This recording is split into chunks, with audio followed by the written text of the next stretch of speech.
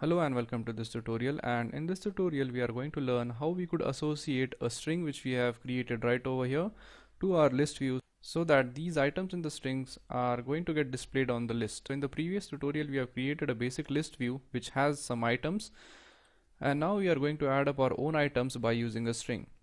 So as earlier explained, in order to associate any string array with the list view, we need to make it adapt to the list view. So for making it adapt, we are going to use some things which is called as the list adapter. So in order to use the list adapter, we go right here and we type in list adapter. Then we need to create an object of the list adapter. So let's say the object name is my adapter.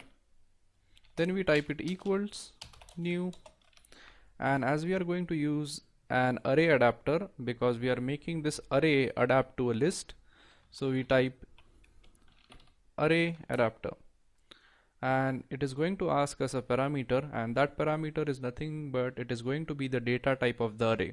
So in this case, as we are going to store strings into array, so we give here the parameter as string.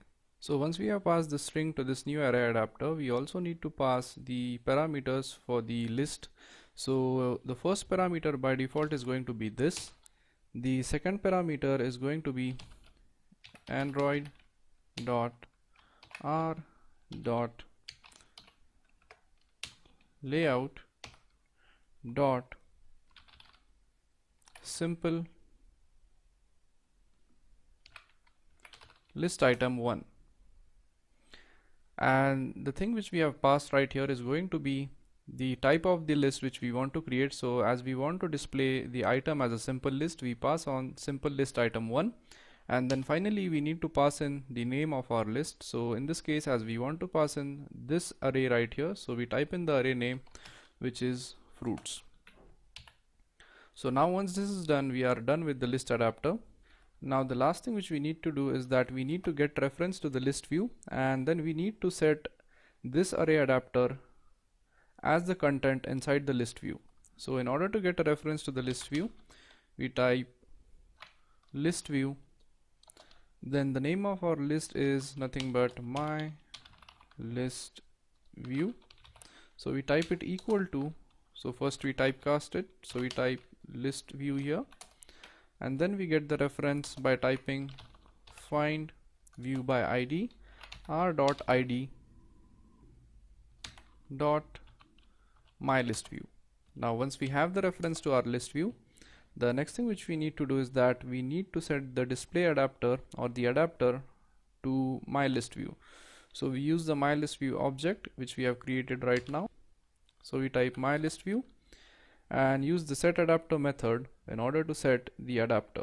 So we type dot set adapter, and to this we pass in the adapter which we have created. So we type my adapter. So once this is done, we save the code and we run our application onto the emulator. As you could see, our application is up and running on the emulator, and we got the list for our fruits. So this is apple, orange, peach and mango. So if you notice that whenever we click on this things right here, nothing happens, and that is because we have not yet added an on-click listener to these items. So the next thing which we are going to do is that we are going to add on-click listener to each of these items. So let's go ahead and do that. So now in order to add an action listener, we go inside our main activity.java and we are going to add the code for the action listener right over here.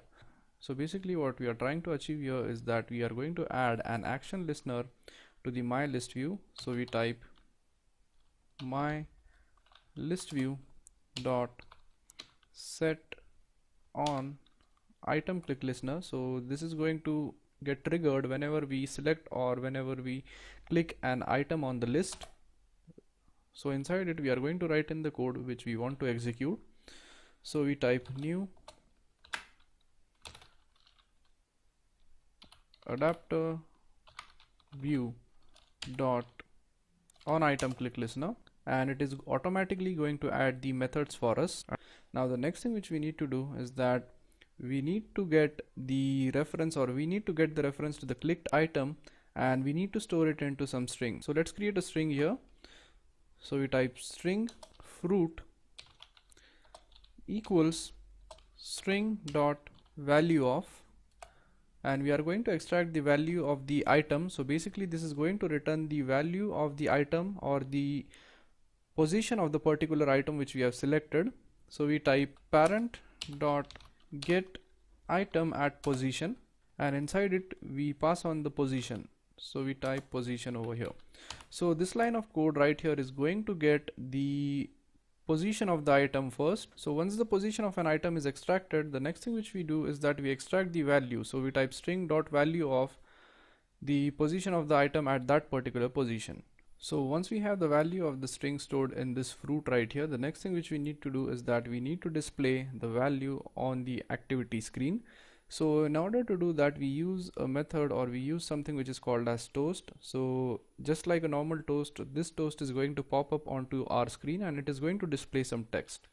So we type toast dot make text, and to this text we are going to pass in a few parameters. So the first parameter which we are going to pass is going to be the main activity. So we type main activity dot this, then we pass in the string which needs to be displayed. So we type fruit. The next thing we pass in is the duration of how long the toast should be displayed. So we type toast dot length long, which specifies that the toast is going to be displayed for a long period of time on the screen. So once this is done, we simply use the show method so as to display the toast. So we type dot show, and now once everything is done, we save the code and we execute it on the emulator. So as you could see, our application is up and running on the emulator. So whenever we click an item on the list view over here, the item is going to get displayed on the text over here. So if you click mango, it is going to display mango. If you click on peach, it is going to display peach. So that's it for this tutorial, and I hope you guys understood how the lists are created. So thank you very much for watching this tutorial, and I'll see you guys in the next tutorial. Thank you.